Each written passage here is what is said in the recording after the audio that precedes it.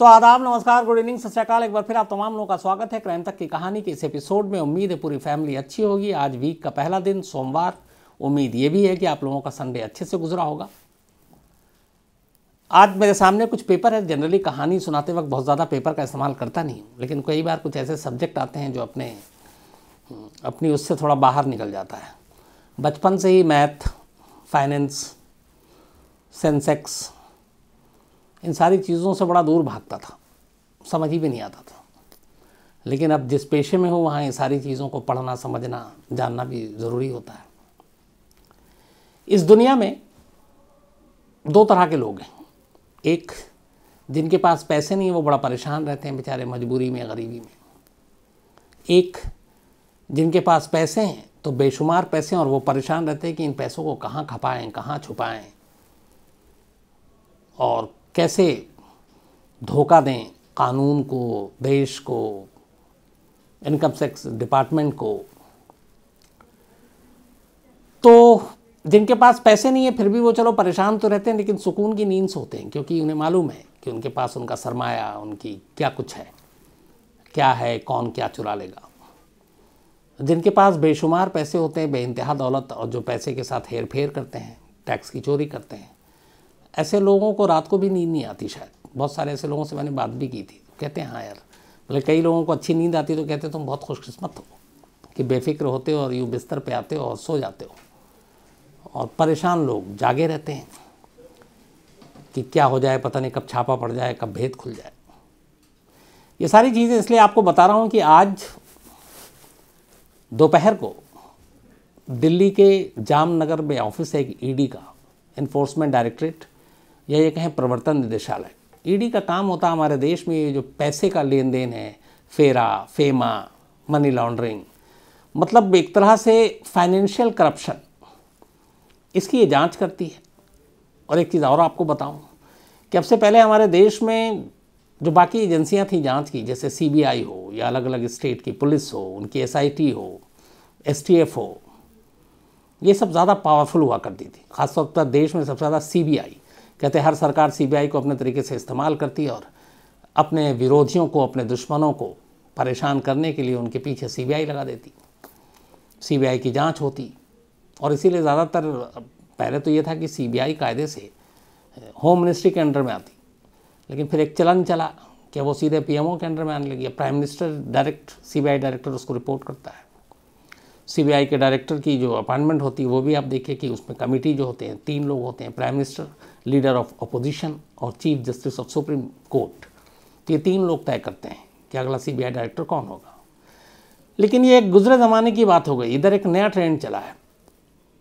बहुत सारे हमारे जो आईपीएस और बाकी दोस्त हैं उनसे पता चलता है कि अब सीबीआई डायरेक्टर बनना है, या किसी शहर का पुलिस कमिश्नर बनना है, या किसी स्टेट का डीजीपी बनना, उससे ज़्यादा बड़ी बात हो गई आजकल ईडी का डायरेक्टर बनना, इन्फोर्समेंट डायरेक्टरेट का डायरेक्टर बनना। शायद इंडिया में इस वक्त देश में अपने इससे ताकतवर पोस्ट कोई है ही नहीं। यानी कि ईडी का डायरेक्टर, जो अभी कुछ साल पहले तक जिसका कोई मतलब नहीं था, ईडी को बहुत सारे लोग तो नाम भी नहीं जानते थे, लेकिन अब ईडी एक सबसे मोस्ट पावरफुल एजेंसी हो गई है। उसकी वजह ये है कि ईडी के ज़रिए ही आप जो बड़े बड़े ताकतवर लोग हैं आप उनको शिकंजे में ले सकते हैं। बड़ी बड़ी कंपनियों के मालिक, बड़े बड़े बिजनेस घराने के लोग। तो ईडी ऐसे लोगों के ख़िलाफ़ एक तरह से हथियार के तौर पर भी ईडी का इस्तेमाल हो रहा है। आप सुनते रहते होंगे लगातार न्यूज़ में, ईडी ने यहाँ छापा मारा, इसे सम्मान किया, उसे बुलाया। उसी कड़ी में आज दोपहर अचानक ऐश्वर्या राय बच्चन दिल्ली में जामनगर में, जो पार्लियामेंट से मुश्किल से 1.5 किलोमीटर की दूरी पर है, वहाँ हाजिर होती हैं। ईडी ने 2 बार उनको सम्मन भेजा था, एक लास्ट नवंबर में भेजा था, और अब उन्होंने कुछ माफ़ी मांगी थी, कुछ बिजी थी कि बाद में हालांकि मेल पे जवाब दिया, पर वो पेश नहीं हुई, पेशी से छूट ली।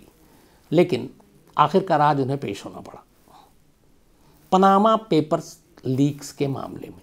ये नाम आपने सुना होगा, कई क्राइम तक फैमिली मेंबर ने मुझे कई बार कहा था पनामा पेपर लीक की कहानी सुनाइए, बट इसमें इतने सारे पेचोखम, उलझन, इतने सारे गणित, लॉ फर्म, फाइनेंस, टैक्स चोरी, तो मुझे लगा कि कितना पढ़ना पड़ेगा, तो मैं टालता रहा था। बट आज ऐश्वर्या राय बच्चन की जब पेशी हुई तो मुझे लगा ये मौका सही है, तो आज आपको कहानी सुनाता हूँ।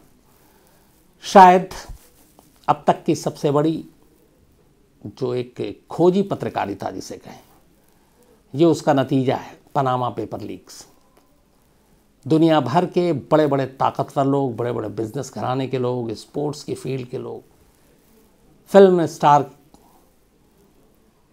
प्राइम मिनिस्टर, प्रेसिडेंट, ये सारे लोग लपेटे में हैं इस पनामा पेपर लीक्स में। तो सबसे पहले कहानी की शुरुआत ये होती है कि पनामा है क्या।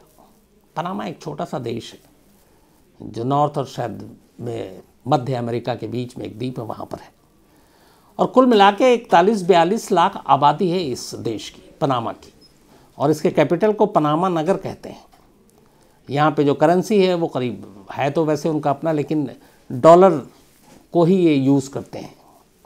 और पूरी तरीके से ये जो 40-42 लाख की आबादी है, ये इनकी इकोनॉमी ज़्यादातर जिन चीज़ों पे टिकी हुई उन्हीं में से एक पनामा पेपर लीक्स की कहानी बयान करती है। तो पनामा से ये कहानी शुरू होती है, पनामा के एक लॉ फर्म से ये कहानी शुरू होती है। और पनामा में पहले ये कैसे लीक हुआ, क्या हुआ और उसमें क्या कुछ है, उससे पहले आपको ये बताऊं कि करीब पनामा में एक लॉ फर्म कंपनी है जिसका नाम है मोज़ैक फोंसेका। अब ये लॉ फर्म कंपनी है वहाँ की। अब ये करती क्या है? तो ये कंपनी करती ये है कि दुनिया भर के बड़े बड़े लोग, जो धनवान लोग हैं, अमीर लोग हैं, जिनके पास बेइंतहा पैसा है और साथ में वो लालची भी हैं, करप्ट भी हैं, बेईमान भी हैं, अब उन्हें अपने पैसे को खपाना है, टैक्स तो देना नहीं है, तो टैक्स चोरी करनी है, तो क्या करें? तो ये कंपनी उनके लिए आइडियल कंपनी है। वो कहती है तुम आओ, हम तुम्हें टैक्स चोरी करना, मनी लॉन्ड्रिंग, पैसे को बचाना, ये सारी चीज़ें हम तुम्हें मुहैया कराएंगे सुविधा। बदले में उनकी कुछ मामूली सी फीस होती है। 42 देशों में, 42 कंट्री में इस कंपनी के ब्रांचेस हैं। 600 लोगों का कुल स्टाफ है और इसने कई देशों में अपनी फ्रेंचाइजी दे रखी है। और कहते हैं कि टैक्स हेवन के तौर पर इसे जाना जाता है। अब तक जो है इस तरह के पैसों को और सारी जो काला बाजारी वाली बात होती, टैक्स नहीं देना है, दुनिया में 2 देशों का नाम लिया जाता था, एक स्विट्ज़रलैंड और एक हांगकांग, जहाँ पे आप आराम से अपने पैसे को जमा करा सकते हैं, आपको पता भी नहीं चलेगा, गुप्त रखा जाएगा, इनकम टैक्स बाकी चीज़ों से लेना देना नहीं। अब उसमें से अब पनामा का भी नंबर जुड़ गया है। तो ये पनामा की जो लॉ फर्म कंपनी है, असल में इसका बेसिक काम ये है कि ये दुनिया के रईसों को, दुनिया की दूसरी कंपनियों को एक तरह से शेल्टर देती है और फर्जी कंपनी इनको बेचती है। मतलब एक कंपनी जिसका वजूद ही नहीं है इस दुनिया में, और वो कंपनी खोल देगी। उस कंपनी के बाकायदा स्टाफ भी होंगे, बाकायदा लेटर हेड भी होगा। वो कंपनी सब कुछ, जैसे कोई भी एक कंपनी आप नाम उठाकर देख लीजिए, लेकिन ये सिर्फ कागज़ों पे होगा, हकीकत में नहीं।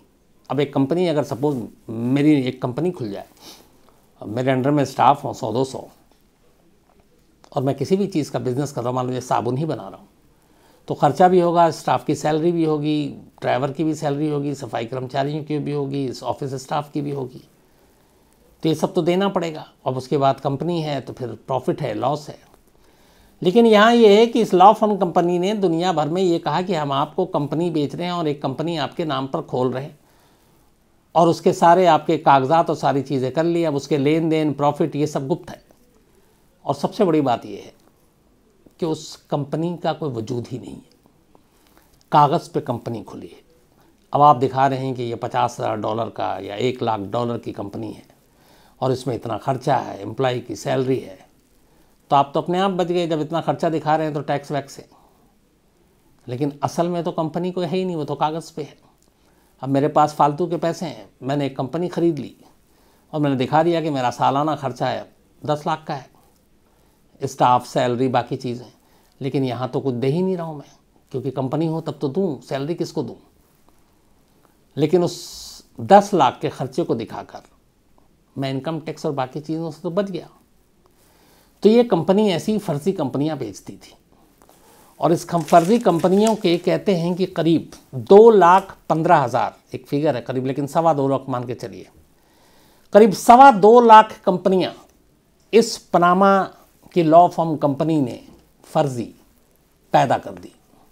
और ये 2.25 लाख कंपनियों से जुड़े हुए जो लोग थे, अब इसमें कोई गरीब तो होगा नहीं, गरीब की क्या औकात कि वो कोई कंपनी खोले, तो वो सारे तुर्रम खां, बड़े बड़े मठाधीश, बड़े बड़े रईस, 12-14 तो अलग अलग कंट्री के हेड हैं, सुपरस्टार फुटबॉलर हैं, सुपरस्टार सितारे हैं फिल्मों के, और इन सब 2.25 लाख कंपनियों के साथ जुड़े सिर्फ और सिर्फ अपने पैसे को छुपाने, टैक्स न देने के लिए। और यहीं से ये सारा काम इस पनामा कंपनी के ज़रिए करते थे। सब कुछ ठीक चल रहा था। अब ये जो कंपनी है ये एक्चुअली में 1977 में पनामा में बनी थी। फोनेस्का कंपनी की, ये जो मोसेक फोनेस्का कंपनी जो लॉ फर्म में बात कर रहा हूँ, और इसके मालिक थे जुर्गेन मोसास और रोमन फोन्सेस्का। इन दोनों ने मिलकर इस कंपनी की बुनियाद रखी थी और इसके करीब 600 पूरे स्टाफ पूरी दुनिया के 40 अलग अलग दफ्तरों में दुनिया भर के देशों में। 2.25 लाख, जैसा मैंने आपको बताया, ये कंपनियों के लिए फर्म काम करती है। 2.25 लाख, इनमें से हो सकता है 4, 5, 10 हज़ार कंपनियां एग्जिस्ट भी करती हों, लेकिन ज़्यादातर सिर्फ कागज़ों पे काम करती है। जो कंपनी है नहीं उसके लिए काम कर रही है। सबसे अधिक इस लॉ फर्म की जो कंपनियां रजिस्टर्ड दिखाई गई हैं वो ब्रिटेन की। अब ये कंपनी ठीक ठाक चल रही थी 1977 से। हुआ ये कि इस कंपनी के जुड़े हुए जो कुछ लोग थे, जो फर्जी कंपनियां जिन्होंने खुद बनवाई अपने पैसे बचाने के लिए, शायद उनमें से किसी का ईमान जागा या किसी अपने दोस्तों के साथ उन्होंने बातचीत की, और उस बातचीत के ज़रिए पता चला कि पनामा की ये लॉ फर्म कंपनियां बड़े बड़े दुनिया भर के ताकतवर लोगों को कैसे टैक्स चोरी और मनी लॉन्ड्रिंग का रास्ता दिखा रही है। जो कंपनियां हैं ही नहीं, एग्जिस्ट ही नहीं कर रही, वो सारी कंपनियां बनी हुई हैं। पूरे एक देश, 2 देश नहीं, दुनिया का शायद ही कोई ऐसा देश हो जिसके लोग इससे अछूते रहे हों। तो जब ये बात पता चली 2013 में, इस कंपनी के पेपर लीक होने शुरू हुए, जो 2.25 लाख कंपनियों का मैंने आपको जिक्र किया। किसने किया ये आज भी एक राज है, लेकिन एक गुमनाम शख्स ने इस पेपर को लीक किया और इसके करीब 1 लाख, बल्कि 1 करोड़ 10 लाख डॉक्यूमेंट्स जो कंपनियों से और दुनिया भर के लोगों से जुड़े हुए थे, 1 करोड़ 10 लाख डॉक्यूमेंट्स, दस्तावेज उसने हासिल कर लिए पनामा पे इस कंपनी से, लॉ फर्म से। उसके बाद उसने उसको अलग अलग पेन ड्राइव और उसमें भर के, जिसमें से ये है कि 2.6 TB का डेटा था पनामा पेपर लीक्स का। तो उसने ये सारी चीज़ें ली और लेने के बाद 2013 की ये बात है, 2013 में इसको पहली बार लीक किया गया और इसको लीक किया गया एक जर्मन न्यूज़पेपर है उसके पास इसे भेजा गया और वहाँ भेजा गया कि ये किस तरीके से दुनिया के ताकतवर लोग फर्जी कंपनियों के नाम पे अपने पैसे, अपने देश के पैसे छुपा छुपा कर यहाँ पे ला कर रख रहे हैं और जिस कंपनी का कोई वजूद नहीं और सब टैक्स चोरी कर रहे हैं। तो एक जर्मन न्यूज़पेपर था एसजेट, उससे इन्होंने कांटेक्ट किया और ये सारे जो डॉक्यूमेंट्स थे 1 करोड़ 10 लाख इस कंपनी से जुड़े हुए, वो उन्होंने उस न्यूज़पेपर को दे दिया। अब उस न्यूज़पेपर को भी ये देख के उसका दिमाग घूम गया। अब 1 करोड़ 10 लाख डॉक्यूमेंट्स पेपर पढ़ना अपने आप में, मतलब एक न्यूज़पेपर के एम्प्लॉई टोटल कितने होते होंगे? तो चूँकि न्यूज़पेपर में भी काम किया, अभी चैनल में हूँ, तो 200 अगर मैक्सिमम बहुत ज़्यादा ले लें तो हम 300, 400, अब कहाँ 1 करोड़ 10 लाख डॉक्यूमेंट्स। अब ये सारी चीज़ें आ गई। अब जब ये जर्मन न्यूज़पेपर ने इसको जो भी देखना शुरू किया तो उनके भी रोंगटे खड़े हो गए, क्योंकि उसमें नाम ऐसे ऐसे थे बड़े बड़े लोगों के। आगे चल के मैं उनका नाम आपको सबको बताऊंगा। और हर देश के पता नहीं कितने कितने लोग, जैसे अपने इंडिया के 500 नाम है इस पनामा पेपर लीक्स में, जो इस टैक्स चोरी और इन सारी चीज़ों में फंसे हुए हैं। तो अब उस जर्मन न्यूज़पेपर को लगा कि ये उसके अकेले बस की बात नहीं है, तो वो क्या करे। इसी के बाद उसने तय किया कि इस पे एक बड़ी जांच होनी चाहिए और इस जांच के लिए बड़े पैमाने पे लोगों की ज़रूरत पड़ेगी। तब अमेरिका की एक एनजीओ आगे आई और अमेरिका की इस एनजीओ ने आगे आने के बाद दुनिया भर के मीडिया हाउसेस से संपर्क किया कि ये अब तक का सबसे बड़ा खुलासा है, लेकिन इसको स्टडी करने की ज़रूरत है। ये नहीं कि पेन ड्राइव में किसी ने दिया और किसी का नाम ले लिया तो बस उस नाम भर से आप उसको रुसवा कर दें, आप उसे बदनाम कर दें। पहले उसकी जांच होनी चाहिए, उसकी ऑथेंटिसिटी को चेक करना चाहिए। तो इसी के बाद इस जर्मन न्यूज़पेपर और उस अमेरिकन एनजीओ की मदद से एक इन सारे डॉक्यूमेंट्स को एक फोरम बनाया गया, international consortium of investigative journalism, ICIJ। और इस ICIJ को ये काम सौंपा गया कि वो इन 1 करोड़ 10 लाख दस्तावेज़ों की पड़ताल करे, जांचे कि ये कितना सच है कितना झूठ है। ICIJ में 78 कंट्री, 78 देशों के 107 मीडिया हाउसेस को शामिल किया गया। इस 1 करोड़ 10 लाख दस्तावेज को परखने के लिए 78 कंट्री के 107 मीडिया हाउसेस, क्योंकि कुछ कंट्री के एक से ज़्यादा मीडिया हाउसेस थे, उनको शामिल किया गया। अब 107 मीडिया हाउसेस, 107 मीडिया हाउसेस के अराउंड 400 जर्नलिस्ट जो इन्वेस्टिगेटिव जर्नलिस्ट थे, खोजी पत्रकार, उनको इसमें शामिल किया गया कि आप इन सारे पेपर को चेक करें। इंडिया की तरफ से इस ICIJ में जिस मीडिया ग्रुप ने हिस्सा लिया वो है इंडियन एक्सप्रेस, रामनाथ गोयनका जी का अखबार। और मैं खुशनसीब हूँ कि मैं उस अखबार के साथ जुड़ा रहा। उसके हिंदी वर्जन जनसत्ता के साथ मैंने 7 साल काम किया था। तो इंडियन मीडिया में इंडियन एक्सप्रेस की आज भी छवि और इमेज बहुत अच्छी है। हालांकि इधर थोड़ा सा डामाडोल हुआ है, लेकिन इंडियन एक्सप्रेस हमेशा एंटी इस्टेब्लिशमेंट न्यूज़पेपर के तौर पे जाना जाता है। तो इंडियन मीडिया में 107 मीडिया हाउस जो ऑल ओवर पूरे वर्ल्ड के थे, उसमें से हमारे देश से इंडियन एक्सप्रेस को चुना गया और 78 देश के 400 जर्नलिस्ट ने मिलकर इस पनामा पेपर जो लीक हुआ था इसकी स्टडी शुरू की। 8 महीने तक इस पर स्टडी किया। 8 महीने के बाद 8 महीने जो स्टडी किया और इस जो पेपर लीक हुआ था ये 1977 से लेकर 2015 तक, यानी 40 सालों का लेखा जोखा था। इसमें 2.25 लाख वर्ल्ड वाइड कंपनियों के, तो उन 2.25 लाख कंपनियां 1977 से लेकर 2015, 40 सालों का हिसाब किताब 8 महीने में 1 करोड़ 10 लाख डॉक्यूमेंट्स, इन 400 जर्नलिस्ट ने उसको परखा, उस पर जांच की। जहाँ जहाँ उन्हें लगा कुछ कन्फ्यूज़न है उन्होंने फिर चेक किया और ये सब कुछ चेक करने के बाद आखिरकार ये पेपर मीडिया में धीरे धीरे अब लीक होना शुरू हुआ। जर्मन न्यूज़पेपर में जब ये आया था पेन ड्राइव और ये, तब थोड़े बहुत चीज़ें आईं, लेकिन जब ये ICIJ के 400 जर्नलिस्ट ने इसकी पूरी परख कर ली, जांच कर ली, इन्वेस्टिगेट कर लिया, तब इसके बाद ये अब मीडिया में छन छन कर रिपोर्ट आनी शुरू हुई, जिसको हम पनामा पेपर लीक्स कहते हैं। और ये क्यों वर्ल्ड वाइड सुर्खियों में रही, उसकी वजह यह है कि इसमें एक से एक बड़े नाम थे। करीब 12 तो राष्ट्र अध्यक्ष थे, मतलब अपने अपने देश के हेड, 12 नाम ऐसे थे। पाकिस्तान के तब प्रधानमंत्री नवाज शरीफ, आपको याद होगा, नवाज शरीफ और उनकी बेटी का नाम भी पनामा पेपर लीक्स में आया। इसके बाद मामला सुप्रीम कोर्ट में गया। सुप्रीम कोर्ट के कहने के बाद और पनामा पेपर लीक ने नवाज शरीफ की कुर्सी छीन ली, उन्हें इस्तीफा देना पड़ा। तो आप इसका असर देखिए। इस लिस्ट में रूस के प्रेसिडेंट पुतिन, हालांकि उनका डायरेक्ट नाम नहीं है, लेकिन उनके करीबी का एक नाम है।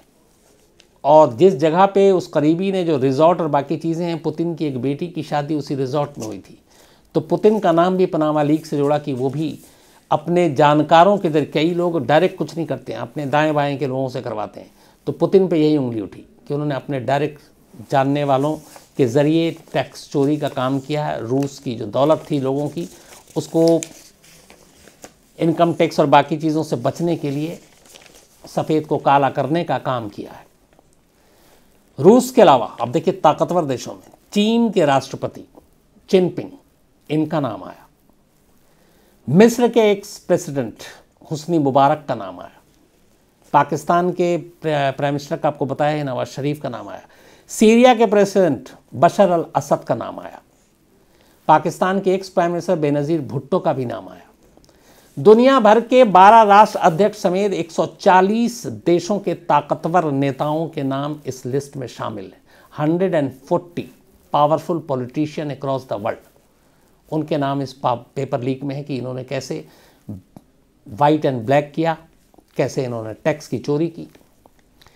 भारत के 500 नाम हैं लोगों के इस लिस्ट में टोटल। सबसे पहले आपको इंडिया के बारे में ही बताता हूं ना, कौन कौन। अमिताभ बच्चन, अभिषेक बच्चन, ऐश्वर्या राय बच्चन। उसी सिलसिले में आज ऐश्वर्या राय बच्चन की पेशी हुई, क्योंकि पनामा पेपर लीक के हिसाब से उन्होंने एक कंपनी बनाई, उसकी वो डायरेक्टर थी, फिर अचानक वो डायरेक्टर से हट गई और शेयर होल्डर बन गई, और फिर अचानक कंपनी बंद हो गई। और इस कंपनी की शुरुआत 40 या 50 हज़ार डॉलर से हुई है। तो उनसे यही सवाल जवाब किया जाना था कि ये सब क्यों है, अच्छा ये क्यों हो रहा है, ईडी कर रही है। जब पनामा पेपर लीक का मामला आया तो फिर ये सुप्रीम कोर्ट में गया। 500 जब नाम आया तो यहाँ भी हंगामा मच गया, कहा गया इन सब की जांच होनी चाहिए। इस पर सुप्रीम कोर्ट ने ऑर्डर दिया सेंट्रल गवर्नमेंट को कि आप एक कमेटी बनाइए अलग अलग एजेंसियों को लेकर, और इसकी पूरी जांच करने के बाद पार्लियामेंट में और कोर्ट में ये रिपोर्ट दीजिए कि ये जो नाम आए हैं 500 हिंदुस्तानियों के, ये कितने गुनहगार हैं, और अगर सही होता है, सही पाया जाता है, तो फिर इनके खिलाफ एक्शन लिया जाएगा, इन्हें सज़ा दी जाएगी। तो उनमें अमिताभ बच्चन का नाम, अभिषेक बच्चन का नाम, इन दोनों की अभी तक पेशी नहीं हुई है, लेकिन पहली शुरुआत आज हुई। बच्चन साहब की बहू ऐश्वर्या राय बच्चन आज ईडी के सामने पेश हुई इसी पनामा पेपर लीक्स में, और अभिषेक बच्चन, अमिताभ बच्चन का भी नाम है। आने वाले वक्त में उनसे पूछताछ हो सकती है। डीएलएफ दिल्ली में एक बड़ा नाम है, उनके मालिक केपी सिंह, कृष्णपाल सिंह, कुशल पाल सिंह सॉरी, और उनके फैमिली के 9 मेंबर्स के नाम हैं पनामा पेपर लीक में। ये डीएलएफ बहुत सारे मॉल और ये सारी सोसाइटी बस्तियां सब इन्होंने बसाई हैं, बहुत बड़े बिग गन हैं। Sameer Gehlot India bulls group के चेयरमैन एंड फाउंडर हैं, इनका नाम है। विनोद अडानी, 2 ही अपने इस वक्त देश में सबसे रईस आदमी हैं, एक मुकेश अंबानी और एक गौतम अडानी। गौतम अडानी के बड़े भाई हैं विनोद अडानी, इनका भी नाम है पेपर लीक में। शिशिर के बजोरिया, एसके बजोरिया ग्रुप के प्रमोटर हैं और पश्चिम बंगाल के पॉलिटिशियन भी हैं, इनका भी नाम है।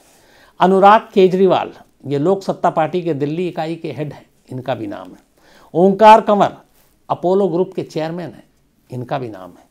अनिल वासुदेव सालगांवकर गोवा में मौजूद माइनिंग बिजनेसमैन और एक्स एमएलए हैं, इनका भी नाम है। मोहनलाल लोहिया, ये इंडो रामा होल्डिंग्स लिमिटेड के चेयरमैन हैं, इनका भी नाम है। लेट इंदिरा सिवासिलम, ये एक और ग्रुप की चेयरमैन है, और इनकी पत्नी और इनकी जो बेटी है उनका भी नाम है। हरीश साल्वे, नाम सुना होगा आपने, अपने यूएन में सिर्फ 1 रुपये लेकर इन्होंने जाकर कुलदीप जाधव, बल्कि आईसीजे में, इंटरनेशनल कोर्ट ऑफ जस्टिस में इन्होंने पैरवी की थी कुलदीप यादव के लिए, और भारत सरकार से सिर्फ 1 रुपया लिया था टोकन मनी। सुषमा स्वराज जी तब विदेश मंत्री, फॉरेन मिनिस्टर थी।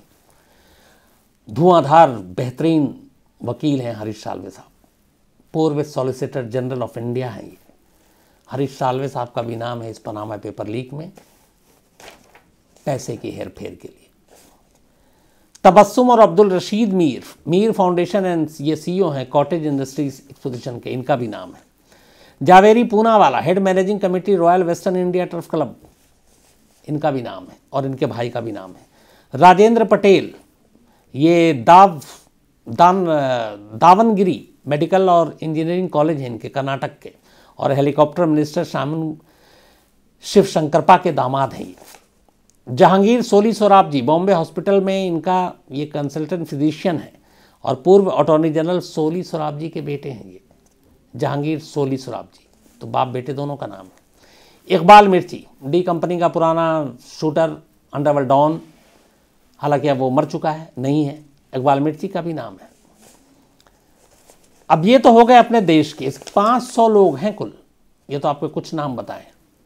तो ऐश्वर्या राय इसलिए पहुंची कि बच्चन परिवार में 3 लोगों के नाम हैं, अमिताभ बच्चन, अभिषेक बच्चन और ऐश्वर्या राय बच्चन। और आज ऐश्वर्या राय बच्चन से पूछताछ हुई है कि पनामा पेपर लीक में जो इल्ज़ाम आप पे लगे हैं वो कितना सच है। अब पूरे वर्ल्ड पे आते हैं। जिसने तहलका मचाया था इस पनामा पेपर लीक ने, राष्ट्र अध्यक्ष दुनिया के, जिनके नाम आए, मॉरिसियो माक्री, अर्जेंटीना के प्रेसिडेंट हैं ये। पनामा पेपर लीक में इनका भी नाम है, दाल काला है कुछ इनके लिए भी कि ये भी इन्होंने पैसे वैसे का बचाने के लिए ये सारी चीज़ें की। पुतिन का नाम तो आपको बताया ही मैंने, हालांकि इनके ऊपर है कि इनके करीबी हैं सरगोई रोल्दोगिनी, उनके नाम पे ही ये सारा खेल इन्होंने किया। सिगमुंदुर दावियो गुनलॉक्सन, ये आइसलैंड के प्रधानमंत्री, इनको लेके इस्तीफे की भी बहुत ज़बरदस्त बात चली थी तब। किंग सलमान, सऊदी अरब के किंग, इनका भी नाम। शेख खलीफा बिन जायद, यूएई के प्रेसिडेंट हैं ये, मतलब दुबई, शारजा, अबू धाबी, ये सब जो 7 कंट्री हैं यूएई में, उन सबको मिलाकर हर बार ये होता है कि एक का प्रेसिडेंट होगा तो एक का प्राइम मिनिस्टर होगा। जैसे अगर चूँकि शेख बिन जायद ये अबू धाबी से आते हैं तो ये प्रेसिडेंट है, तो प्राइम मिनिस्टर दुबई का होगा। फिर बारी आएगी शारजा की, फिर आएगी रसल खेमा की, जो अलग अलग सब हैं यहाँ पे, फिर शारजा, ये सारी चीज़ें मिला के। तो सऊदी अरब के किंग का भी नाम है और यूएई के प्रेसिडेंट का भी नाम है, शेख खलीफा बिन जायद। बुर्ज खलीफा इन्होंने ही खरीदा है जो दुबई में है। पाओलो लाजरोंको, यूक्रेन के एक्स प्राइम मिनिस्टर हैं, इनका भी नाम है। पेत्रो पेरोशेंको, ये यूक्रेन के प्रधानमंत्री हैं, इनका भी नाम है। ये सारे राष्ट्र अध्यक्ष। अब और आइए कुछ अच्छी चीज़ों पे बताता हूँ, जो अच्छी क्या बोलूँ, मतलब हमें लगता है कि ये सब बड़े बड़े सितारे हैं, लेकिन पैसा हर इंसान को पता नहीं कहीं ना कहीं लालच में चोर भी बना ही देता है। वरना कौन सोच सकता है कि दुनिया जिसकी दीवानी है, इतने पैसे एक एक सीज़न के लिए। मेसी की बात कर रहा हूँ मैं, फुटबॉल के सुपरस्टार, 2 ही नाम हैं इस वक्त, रोनाल्डो और मेसी। मेसी और उनके फादर का भी नाम है पनामा पेपर लीक में। एक और फुटबॉलर हैं मिशेल प्लेस्टिनी, इनका भी नाम है। एक और फुटबॉलर हैं लियोनार्डो ओलेओ, इनका भी नाम है, और ये लेस्टेटर सिटी के टॉप स्कोरर रहे थे। गैब्रियल इवान हेंज, अर्जेंटीना के ये खिलाड़ी हैं और मैनचेस्टर यूनाइटेड और रियल मैड्रिड के लिए भी खेल चुके हैं। ये भी पनामा पेपर लीक में है। इसके अलावा ली शियालोंग, चीन के एक्स प्रेसिडेंट, और उनकी बेटी का भी नाम है इसमें। यान कैमरन, ब्रिटेन के प्रधानमंत्री डेविड कैमरन के फादर, ब्रिटेन के, उनका भी नाम है। मरियम सफदर, पाकिस्तान के जो ex prime minister Nawaz Sharif, उनकी बेटी का नाम है। अला मुबारक, मिस्र के पूर्व राष्ट्रपति हुस्नी मुबारक के बेटे और बिलियनर बिजनेसमैन है, इनका भी नाम है। मुनीर मजीदी, मोरक्को के किंग हैं और उनके पर्सनल सेक्रेटरी और बड़े बिजनेसमैन, इनका भी नाम है। ये उनके किंग के पर्सनल सेक्रेटरी हैं। क्लाइरिव खुलुबेसे, ये दक्षिण अफ्रीका के राष्ट्रपति जैकब जुमा के भतीजे हैं, इनका भी नाम है। तो अब ये सारे नाम वर्ल्ड के, करीब 500 हिंदुस्तान के, ये है पनामा पेपर लीक्स। तो अब धीरे धीरे जब लीक हुआ तो हर देश ने अपने अपने यहाँ जांच कमेटी बिठाई और कहा कि ये सब जो लोग फर्जी कंपनियां, जो कंपनी इस दुनिया में है ही नहीं, सिर्फ कागज़ पे है, पैसे बचाने के लिए, टैक्स को छुपाने के लिए बना रहे हैं और खेल कर रहे हैं इतने सालों से, इनके ऊपर जांच करो और अगर ये गुनहगार हैं तो इन्हें उनके हिसाब से सज़ा दो। तो फेमा के तहत, इसमें चूँकि फॉरेन करेंसी इन्वॉल्व है, जो ऐश्वर्या राय बच्चन का केस, उसमें यह कि उन्होंने एक कंपनी बाहर खोली है और वो डॉलर में सारी लेन देन हुई है। तो अब वो हैं तो भारतीय नागरिक, तो उनको उस हिसाब से सारी चीज़ें बतानी पड़ेंगी। और यहाँ जब जांच हुई तो पता चला कंपनी नाम की तो कोई चीज़ नहीं है। तब वो सारे पैसे, वो सारी चीज़ें, उनको हिसाब किताब देना होगा। अब इस पर जुर्माना भी हो सकती है और गिरफ्तारी भी हो सकती है अगर साबित हो गया तो ये आज ऐश्वर्या राय की वजह से पनामा पेपर लीक्स मुझे आप तक पहुंचाने में काफ़ी मेहनत मशक्क़त करनी पड़ी, क्योंकि हार्डकोर क्राइम में क्या होता है कि मुझे पता होता है कि मुझे क्या कहना है, क्या बोलना है, और समझ में आता है, सब्जेक्ट मेरा है तो उस पर मेरी बपौती है। लेकिन जहाँ फाइनेंस और ये सारी चीज़ें आ जाती हैं तो थोड़ा सा नर्वस भी होता हूँ और फिर लगता है कि यार जिस बारे में ज़्यादा जानकारी नहीं हो तो ज़्यादा मत बोलो। तो अगर मुझसे इसमें कोई गलती हुई होगी तो एक क्राइम तक फैमिली, चूँकि फैमिली में इसीलिए कहता हूँ थोड़ा चालाक हूँ, ताकि कभी गलती करूँ तो आप फैमिली समझ के मुझे माफ़ कर दें और बुरा ना माने। तो इसमें भी अगर कुछ कहीं पे हिसाब किताब कुछ गड़बड़ हुआ तो मैं उम्मीद करता हूँ आप बहुत प्यार से मुझे माफ़ कर देंगे। बाकी क्राइम की हार्डकोर की बाकी ऐसी खबरें सुनाने में मुझे भी मज़ा आता है और आप लोगों को भी सुनने में मज़ा आता है, बट कभी कभी ऐसी कहानियाँ भी सुन लेनी चाहिए। तो आज कहानी में इतना ही, लेकिन ख़त्म करूँ उससे पहले अपना सिलसिला। साहिल झुझारिया जी का जन्मदिन है, तो हैप्पी बर्थडे साहिल, आप हमेशा अच्छे रहें, खुश रहें। अंकेश पटनायक बालंगीर से हैं, इनका भी आज जन्मदिन है, तो हैप्पी बर्थडे अंकेश। और अविनाश पटनायक जी ने भेजा है। उषा करांदे, ये ठाणे मुंबई के पास वहाँ रहती हैं, आज इनका भी जन्मदिन है, तो हैप्पी बर्थडे उषा जी। और गोविंद जी ने भेजा है। इसके अलावा विकेश सिंह है, हालांकि मैं विकास सिंह सब नाम सुना है, विकेश स्पेलिंग मिस्टेक नहीं है तो फिर यही होना चाहिए। इनका भी आज जन्मदिन है, तो हैप्पी बर्थडे विकेश। और ज्योति सिंह जी ने भेजा है रांची से, इनके भाई हैं ये, तो आप तमाम लोगों को बहुत बहुत शुभकामनाएं आपके जन्मदिन की। इसके अलावा आप रोहित कुमार हैं यमुनानगर से, मनमोहन कौशिक जी हैं, और इन्होंने सवाल भेजा है कि आज़ाद भारत में कितनी महिलाओं को अब तक फांसी दी गई है। तो मैंने कई बार क्राइम तक में कहानी में बताई भी है, क्योंकि शबनम की जब भी सुनाई तब भी बताई थी कि अभी तक कोई रिकॉर्ड ऐसा नहीं है हमारे पास कि आज़ाद भारत में किसी महिला किसी फीमेल को फांसी दी गई, अभी तक शायद दी ही नहीं गई है। जिसे भी दी जाएगी वो पहली होगी। हालांकि इसको लेके एक और भी है कि अब से पहले फांसी बहुत सारे देश में आज भी है कि जो डेथ पेनल्टी फांसी के रिकॉर्ड को मेंटेन करके नहीं रखते हैं, छुपाया जाता है। तो ऑफ द रिकॉर्ड का पता नहीं, रिकॉर्ड पे अगर जाएंगे 47 से लेकर आज तक तो किसी फीमेल को फांसी नहीं दी गई। दीपक यादव जी हैं और इन्होंने कुछ स्टोरी भेजी है, मैं जल्दी सुनाता हूँ। अमृता वेदांत जी हैं, इन्होंने आज कहा है कि सरकार ने लड़की की शादी की उम्र 18 से बढ़ाकर 21 कर दी है, आपकी इस बारे में राय क्या है? मैं इसको थोड़ा सा पहले पूरा समझ लूँ और फिर अमृता जी पक्का अपनी राय दूंगा ईमानदारी से। शंकर सिंह सोलंकी जी हैं और ये गवरी लोक नृत्य राजस्थान की कहानी सुनना चाहते हैं। चलिए एक और आ गया, आप क्राइम से हटकर एकदम कोशिश करूँगा शंकर जी।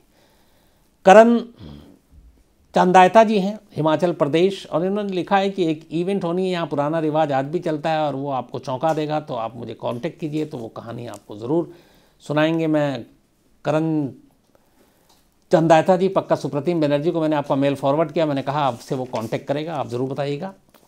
गुरमीत सिंह मुक्तसर हैं ये, और ये जसपाल भट्टी जी की कहानी सुनना चाहते हैं। मेरे कभी फेवरेट रहे थे दूरदर्शन पर, इनकी डेथ भी हो गई शायद, तो मैं कोशिश करूँगा। पिंकी सिंह हैं और ये द्वारा हाट उत्तराखंड, 3 बेटियों का कत्ल कर दिया था उसी के बाप ने, बहुत पुरानी चीज़ है और उसकी कहानी सुनना चाहती हैं। मैं भी कोशिश करूँगा इसको रिसर्च करके आप तक लाऊँ। संदीप सरकार हैं असम से, और ये डोहिल स्कूल, हॉरर स्कूल के भी नाम से जाना जाता है वेस्ट बंगाल में, उसकी कहानी सुनना चाहते हैं, मैं सुनाता हूँ आपको। दीपक गायकवाड़ जी हैं विरार से, और 14 दिसंबर को इनका बर्थडे था, मैं मिस कर गया, तो कोई बात नहीं, बिलेटेड हैप्पी बर्थडे दीपक गायकवाड़ साहब। आकाश मिश्रा जी हैं और इन्होंने लिखा है कि मैंने पता कर लिया शम्स का मतलब सन होता है यानी सूरज, तो थैंक यू वेरी मच। वैसे शम्स का मतलब सूरज ही होता है, मैंने पहले कई बार शायद बताया भी है, तो चलिए अच्छा लगा सुनकर आपसे कि आपने पता भी किया।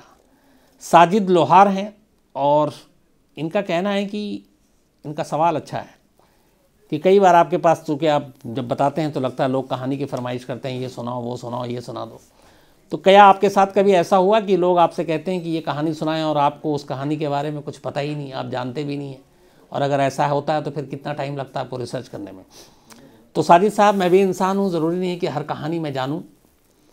इवन क्राइम की भी बहुत सारी ऐसी चीज़ें होती हैं जो मुझसे छूट सकती हैं, क्योंकि कई बार ऐसा होता है हमें लगता है ये बहुत छोटी स्टोरी है, हिंदुस्तान ही इतना बड़ा है, तो दूर दराज के इलाकों में कोई ऐसा क्राइम होता है जो हम तक पहुंच नहीं पाता, या हमें पता नहीं होता, या हम उसे लेते नहीं हैं, तो ऐसी कहानियों के बारे में जानकारी नहीं होती। लेकिन अगर कोई फरमाइश करता तो मुझे लगता है कि इस कहानी में कुछ तो होगा, तभी वो कह रहा है, तो फिर मैं वहाँ से अपनी मेहनत शुरू करता हूँ।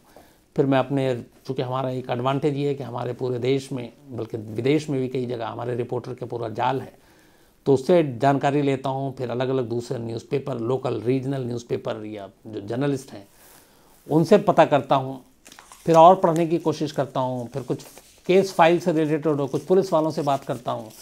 तो वो सारी चीज़ें करने के बाद जब सारी रिसर्च कंप्लीट हो जाती है और लगता है कि हाँ अब मैं बोलने की लायक हूँ फैक्ट्स के साथ, तो फिर मैं वो कहानी सुनाता हूँ। लवली हैं कनाडा से, ये रोजल एग्युलेरा मेडरस, देखिए अब नाम ही, मैंने पहली बार सुना है। एक ट्रक ड्राइवर है जिसे 110 साल की सज़ा हुई, उसकी कहानी सुनना चाहते हैं तो लवली साहब मैं पक्का इसको रिसर्च करके आपको सुनाऊंगा। इसके अलावा दीपक पराशर जी हैं और ये सांबा स्पाई केस के बारे में, सांबा जासूसी केस के बारे में जानना चाहते हैं तो मैं ये भी कोशिश करूँगा। हालांकि इस केस के बारे में मैं जानता हूँ, ये अच्छी बात है कि कम से कम इसे मैं जानता हूँ। तो आज इतना ही, कल आपसे मुलाकात होगी रात 9 बजे किसी नई कहानी के साथ। तब तक अपना ख्याल रखिएगा, अपनों का ख्याल रखिएगा। Thank you very much.